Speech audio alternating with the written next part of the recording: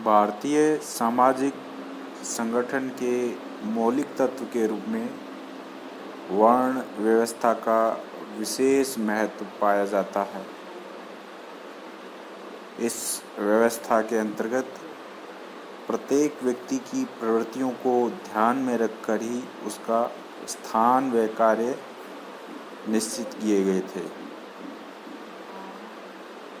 सामाजिक व्यवस्था में व्यक्ति और समाज दोनों का समान रूप से महत्व है।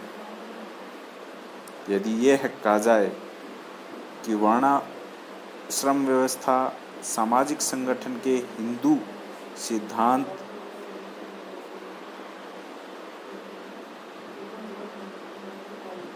की आधारशिला के रूप में कार्य करती है, तो इसमें किसी प्रकार की कोई अतिशयोक्ति नहीं होगी।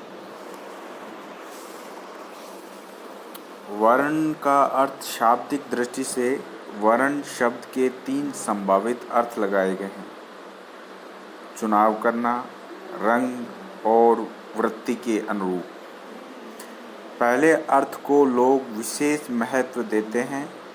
वर्ण शब्द की उत्पत्ति व्र धातु से मानी गई है, जिसका अर्थ है चुनाव करना।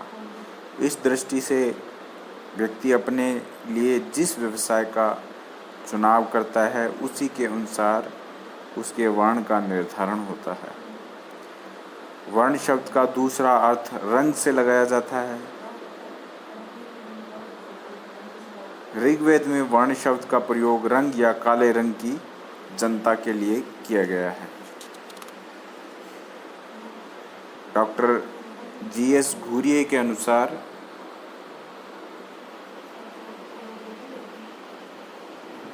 आर्यों तथा अन्यायों के बीच प्रकट करने के लिए वर्ण शब्द का प्रयोग किया गया था, जिसका अर्थ है रंग भेद से। वर्ण शब्द का तीसरा अर्थ वृत्ति से संबंधित है, जिसका अर्थ जिन व्यक्तियों का जैसा स्वभाव होता है उसी से मिलकर एक वर्ण बनता है। अतः शाब्दिक दृष्टि से वर्ण का वास्तविक अर्थ उसके गुण तथा कर्म दोनों से जुड़ा हुआ है, यानी जिन व्यक्तियों के गुण और कर्म समान हो वे एक ही वर्ण के सदस्य माने जाते हैं। जैसा कि आप भारतीय सामाजिक संगठन के मौलिक तत्व के रूप में वर्ण व्यवस्था का विशेष महत्व पाया जाता है। इस व्यवस्था के अंतर्गत प्रत्येक व्यक्ति की प्रवृत्तियों को ध्यान में रखकर ही उसका स्थान व कार्य निश्चित किए गए थे। सामाजिक व्यवस्था में व्यक्ति और समाज दोनों का समान रूप से महत्व है। यदि यह कहा जाए कि वर्णाश्रम व्यवस्था सामाजिक संगठन के हिंदू सिद्धांत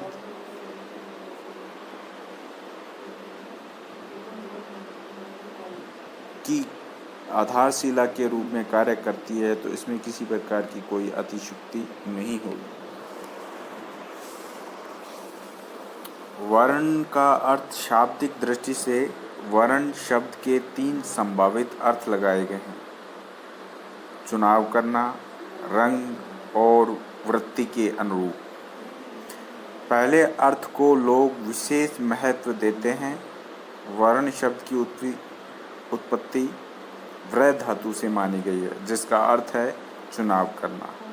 इस दृष्टि से व्यक्ति अपने लिए जिस व्यवसाय का चुनाव करता है, उसी के अनुसार उसके वर्ण का निर्धारण होता है। वर्ण शब्द का दूसरा अर्थ रंग से लगाया जाता है। ऋग्वेद में वर्ण शब्द का प्रयोग रंग या काले रंग की जनता के लिए किया गया है। Doctor GS. घुरिये के अनुसार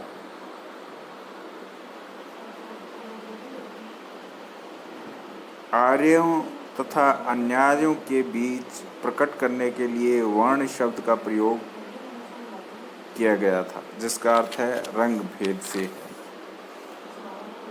वर्ण शब्द का तीसरा अर्थ वृत्ति से संबंधित है, जिसका अर्थ जिन व्यक्तियों का जैसा स्वभाव होता है उसी से मिलकर एक वर्ण बनता है। अतः शाब्दिक दृष्टि से वर्ण का वास्तविक अर्थ उसके गुण तथा कर्म दोनों से जुड़ा हुआ है, यानी जिन व्यक्तियों के गुण और कर्म समान हो वे एक ही वर्ण के सदस्य माने जाते हैं। जैसा कि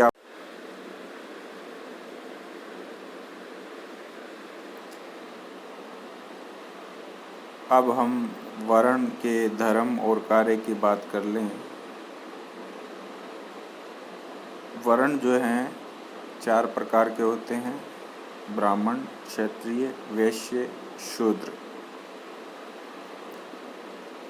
ब्राह्मण धर्म की बात करें तो ब्राह्मण का मुख्य धर्म इंद्रिय संयम बताया गया है। मनुस्मृति के अनुसार वेदों का अभ्यास, तप करना, अध्ययन अध्यापन करना, यज्ञों को संपादन करना, ये सभी ब्राह्मण के मुख्य दायित्व हैं। इसके अलावा दान देना, दान लेना ब्राह्मणों का प्रमुख कार्य है। ब्राह्मणों को जो सौंपे गए कार्य हैं वे सभी सात्विक गुणों के माने जाते हैं और सात्विक गुण को सर्वश्रेष्ठ माना गया है। यही कारण है कि ब्राह्मणों को समाज में सबसे ऊंची स्थिति प्रदान की गई है। क्षत्रिय धर्म जो है प्रजा की रक्षा करना बताया गया है। युद्ध में वीरता दिखाना, परोपकार करना, यह क्षत्रिय धर्म है। मनुस्मृति के अनुसार प्रजा की रक्षा करना, दान देना, यज्ञ करना, आसक्ति न रखना क्षत्रियों के प्रमुख कर्म हैं। महाभारत में क्षत्रिय उसे माना गया है जो ब्राह्मणों को दान देने में रुचि रखता हो। गीता में क्षत्रियों के 7 प्रकार के धर्म बताए गए हैं: शूरवीरता, तेज, धैर्य, चतुरता, युद्ध से न भागना, दान देना, निस्वार्थ भाव से प्रजा का पालन करना। ये सभी जो हैं क्षत्रिय धर्म के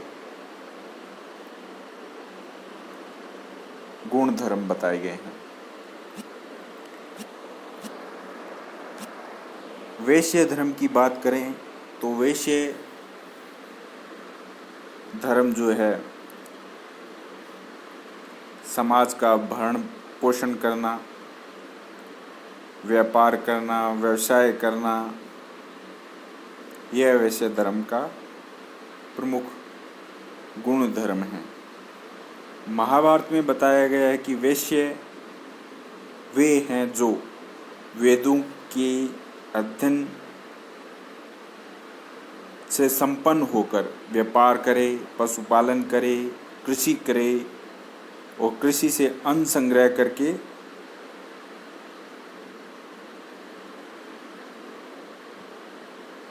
सभी को उसे वितरित करे। वैश्य का कर्तव्य है कि वह उचित साधनों से धन का संग्रह करे। अब आता है चौथा वर्ण शूद्र। अन्य तीनों वर्णों की सेवा करना शूद्र का प्रमुख धर्म बताया गया है। शूद्र के लिए बताया गया है कि जहाँ तक संभव हो सके उसे किसी ब्राह्मण के सेवक के रूप में कार्य करना चाहिए।